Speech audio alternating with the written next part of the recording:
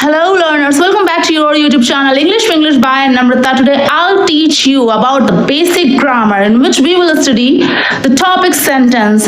As you know, if you want to speak then we should have to learn something basic grammar also. So let's begin. हमारा आज का topic है sentence. तो sentence क्या है? A sentence is a group of words that makes complete sense by itself. Sentence वो है जिसमें जो एक ग्रुप होता है वर्ड्स का, अगर वो सेंस नहीं बना रहा है तो वो हमारा सेंटेंस नहीं है, वो सिर्फ वर्ड है वो सिर्फ. लेकिन अगर वो एक सेंस बना रहा है तो उसको सेंटेंस बोलेंगे. जैसे कि यहाँ पे लिखा हुआ है दीज क्लोथ्स.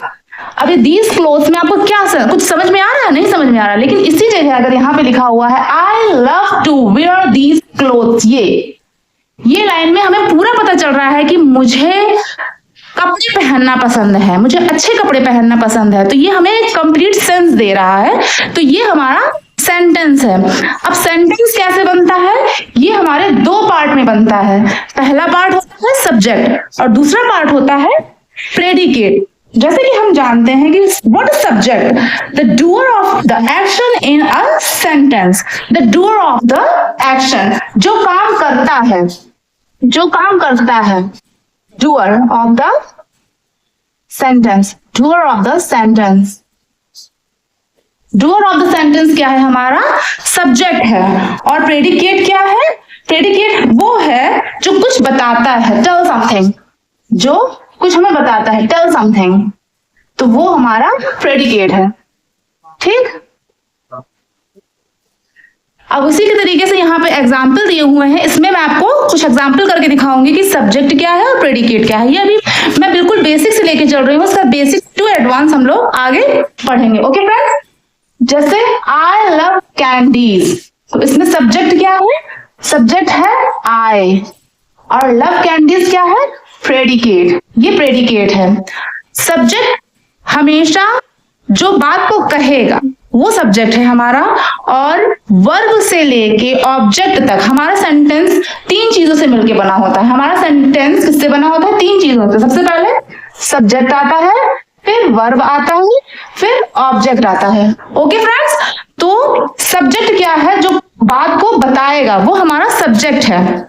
और जो बात कही जा रही है वो कैसे कंप्लीट हो रही है? तो वो होता है वर्ब और ऑब्जेक्ट.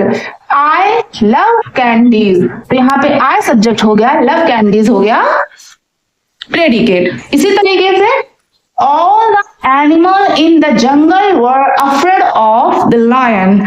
तो अब यहाँ पे सब्जेक्ट क्या है?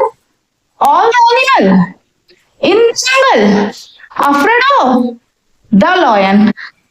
Got it? इसमें क्या है? इसमें ये सब कुछ नहीं है.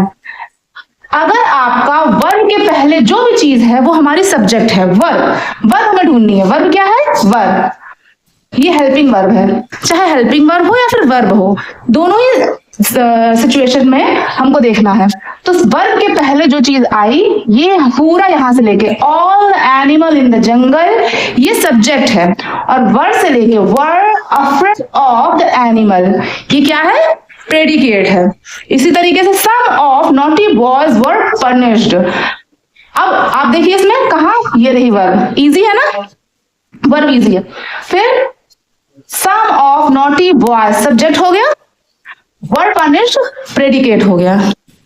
He offered to go to the school. अब आप देखें कहीं पे सब्जेक्ट बड़ा हो जाता है, कहीं पे छोटा हो जाता है. तो वो हमको पहचानना है कि कैसे, कहाँ देखना है. ये देखें, ये ही offered to go to the school.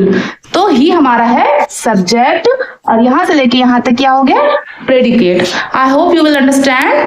Thank you and bye bye.